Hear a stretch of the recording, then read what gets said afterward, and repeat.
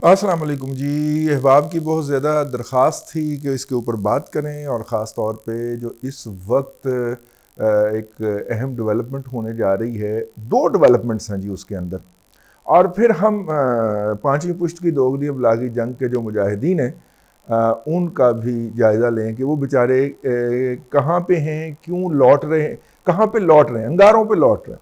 ठीक है।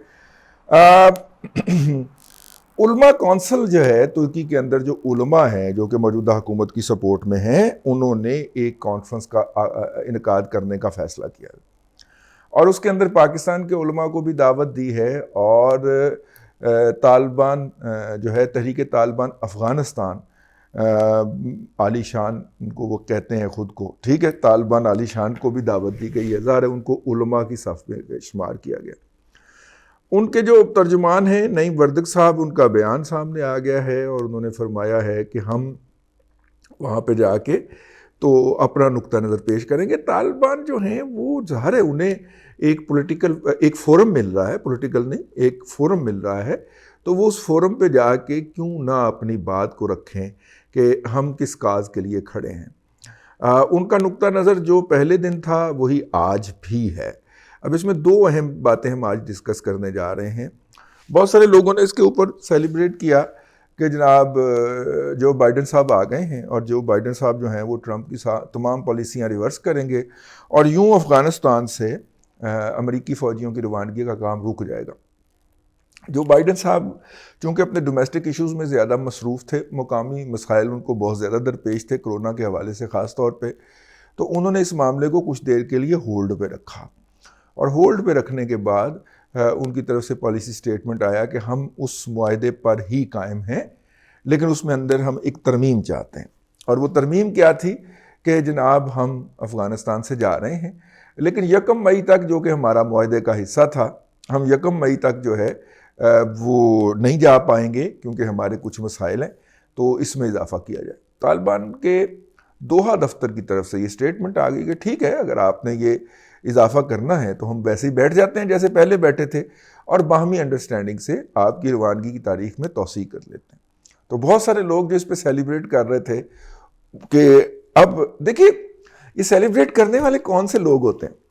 वो वहाँ से नहीं जाएंगे, वहाँ पे मौजूद रहेंगे, और उनको हमारी ज़रूरत रहेगी और हमारे डॉलर बनते रहेंगे। ये लोग भी होते हैं, ठीक है। दूसरे वो तबके होते हैं कि दूसरा वो तबका है पाकिस्तान के अंदर इसको सेलिब्रेट करने वाला, वो नहीं जाएंगे, और यूं हम कह सकेंगे कि देखिया कि अमरीका ने तुन के रख दिता है इन्होंने, मौलवियों ने, अमरीका ने मौलवियों तुन के रख दिता। ये एक दूजा तबका है जो पाकिस्तान में एक ज़हनी तौर पर इंतहा पसंद तबका है, ठीक है। अल्ट्रा लेफ्ट कह लें, पीपल्स पार्टी के बहुत सारे अनासर कह दें, पीटीआई के अंदर भी ऐसे लोग पाए जाते हैं, और पीएमएलएन के अंदर भी। लेकिन ये वाला माइंडसेट जो है, ये जो तालिबान को तुन के रख दिया है ना, ये वाले जो हैं ये दूसरा तबका है। पहला तबका डॉलरों वाला, यहां पे आके दोनों एक हो जाते हैं। अदरवाइज जो है ये जमहूरियत की जद्दोजहद वाले होते हैं, ठीक है, और वो उनको अदरवाइज दूसरे फोरम्स पे, दूसरे मौजूआत पे उनको बुरा कहते हैं, लेकिन यहां पे आगे इकट्ठे हो जाते हैं। खैर, ये दो तबकात जो थे इनके अंदर, इनके ऊपर एक औस सी पड़ गई, मतलब कि इनकी उम्मीदों पे पानी फिर गया, और नतीजे के तौर पे अब वो जो तुन के रखने वाले हैं उनका तो मुझे नहीं पता कि उनका क्या सूरत हाल है, लेकिन ये जो डॉलरों वाली पार्टी है ना, इन्होंने तो बाकायदा पिटना शुरू कर दिया। और पिटना क्या शुरू कर दिया वो हम आपसे अर्ज करते हैं। ये मौलाना हनीफ जलंधरी साहब जो है वो पाकिस्तान के उलमा की क़ियादत कर रहे हैं। मौलाना हनीफ जलंधरी साहब कौन है? वो मदारस अरबिया जो है बोर्ड जो है उसके सरबराह हैं। पिछले दिनों में मेरा ख्याल इनका इलेक्शन भी हुआ है दोबारा, और इनको मौलाना फजलुर रहमान का कैंडिडेट कहा गया था, और ये थंपिंग इनके मुकाबले में कोई कैंडिडेट आया ही नहीं। मतलब ये जहाँ तक मेरी इतला है, करेक्ट किया जाए मुझे, क्योंकि मेरी आखिरी इतला तक इनके मुकाबले में कोई कैंडिडेट नहीं आया और ये जीत गए थे। हनीफ जलंधरी साहब जो हैं वो वहाँ पे पाकिस्तान के उलमा के नुमाइंदगी करेंगे। अभी तक सिर्फ इसमें इन्हीं का नाम आया है। पाकिस्तान में 5 उलमा बोर्ड हैं, अहले तशी का अलग है, जमात इस्लामी का अलग है, और देवबंदी, बरेलवी और अहले हदीस वगैरह का अलग है। तो 5 जो हैं मेजर रिकग्नाइज्ड फिरका जात हैं पाकिस्तान के अंदर। तो हनीफ जलंधरी साहब को क्यों बुलाया गया है इसकी जो है, और क्या इसके बाद जो है हमारे जो हैं वो डॉलर वाली पार्टी उसके यहाँ दंदल पड़ी है या उसके यहाँ जो है वो मातम शुरू हुआ है, तो ये जो है ये आज के प्रोग्राम में हम थोड़ा सा इसका जायज़ा लेंगे। देखिए, बुनियादी तौर पे तुर्की के ऊपर तबर्रा शुरू हो गया कि तुर्की अपने आप को लीडर समझता है, तुर्की अमेरिका का एजेंट है और तुर्की ये है और तुर्की वो है। अच्छा, पहले था कुछ ना जो उनके यूट्यूबर्स हैं, पांचवी पुश्त की दोगली जब अबला की जंग के यूट्यूबर्स जो हैं, पहले उनको था कि वो उनको टॉपिक्स दे दिए जाते थे। अब वो जो है ना वो जो यूट्यूबर्स हैं उनको बाकायदा स्क्रिप्ट लिख के आता है, ज़्यादा ऑर्गेनाइज्ड हो, बाकायदा स्क्रिप्ट लिख के आता है, बेचारों को स्क्रिप्ट नहीं पढ़ा जाता। तो वो उन्हें बाकायदा स्क्रिप्ट लिख के आता है और वो स्क्रिप्ट पढ़ रहे होते हैं तो पढ़े जाते हैं, हम जैसे लोगों की शरारती आंखों से पढ़े जाते हैं कि यार है फिर स्क्रिप्ट लिख के आए।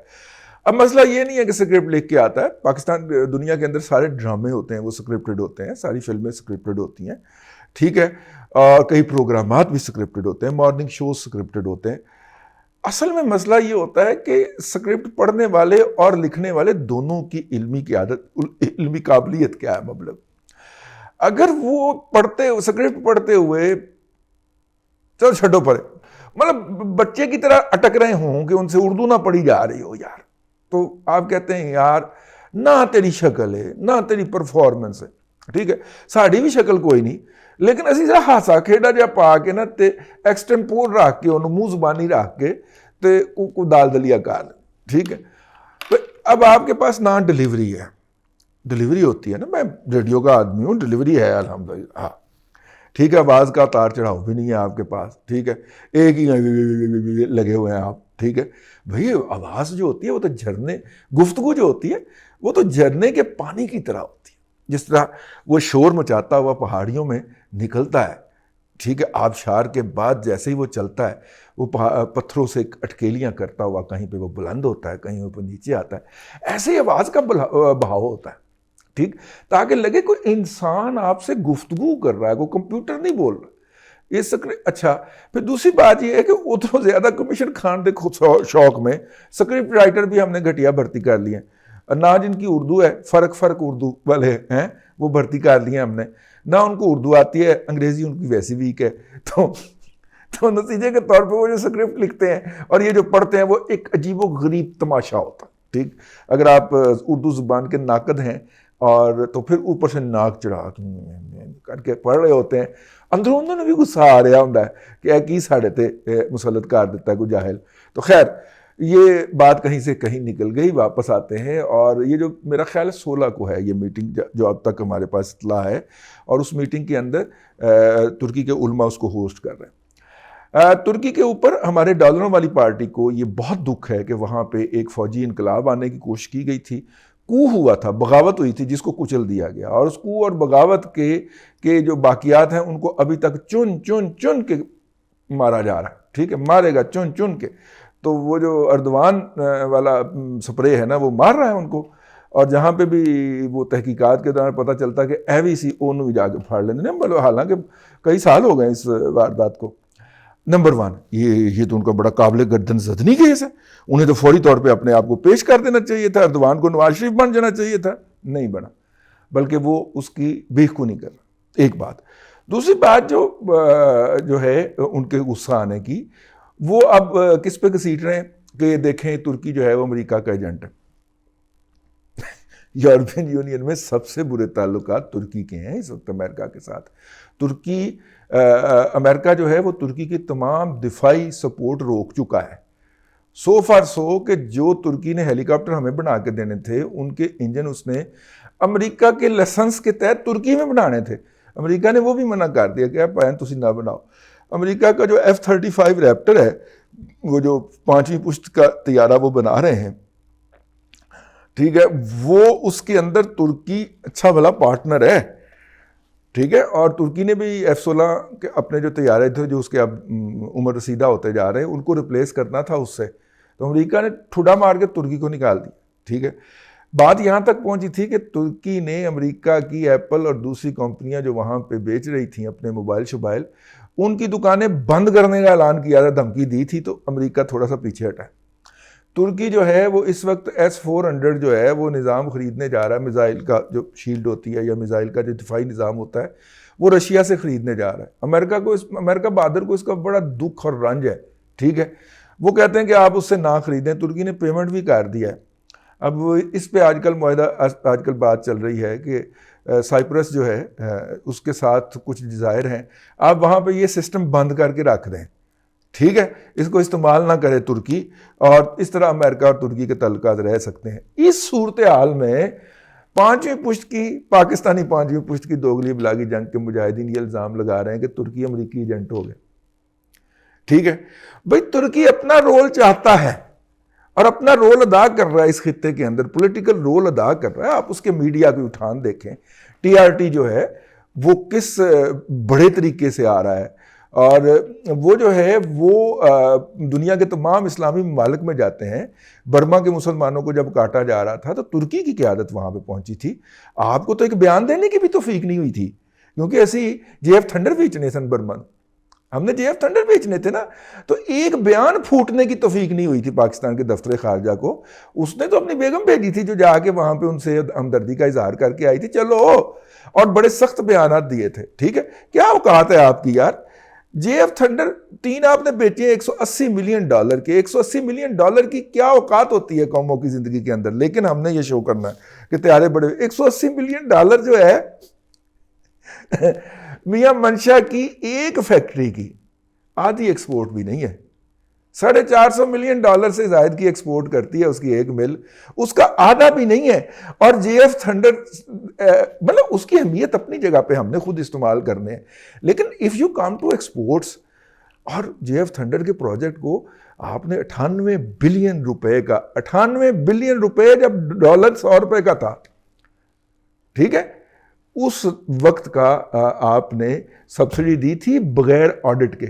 वो एक PTI का सेनेटर बोला था ना, उसने कहा को पॉइंट कोई ऑडिट शॉडिट तो ले आओ ना, हमें किस पे दस्तखत करवाने पड़े, तो मकू ठाप दिया ना, फिर उसको सेनेटर नहीं देने दिया, अगली दफा टिकट को नहीं मिला। हाँ, तो ये होता है जी, मतलब कि कुछ चीज़ों को बहुत ज़्यादा लार्जर देन लाइफ डिस्प्ले किया जाता है, ठीक है। बहुत सारी चीज़ें ऐसी होती हैं जिनकी इकोनॉमिक वायबिलिटी नहीं देखनी चाहिए, मतलब कि वो होती हैं क्या कौम का प्राइड होती हैं, लेकिन उसको जब आप एक इकोनॉमी के पैरामीटर के ऊपर मापने पे उतर आएंगे ना, तो फिर आपकी करेक्शन ज़रूरी हो जाती है। खैर, तो यूं जो है पाकिस्तान की 5वीं पुश्त की दोगली अबलागी जंग के जो मुजाहिदीन हैं उनके पटे खोले जा चुके हैं। अंग्रेज़ी का मुहावरा ज़रा ज़्यादा रिस्पेक्टेबल, अनलीश किए जा चुके हैं वो, और वो उर्दवान साहब की और तुर्की की आइंदा ठीक ठाक मदर सिस्टर वन करेंगे। आपने उनसे गुमराह नहीं होना।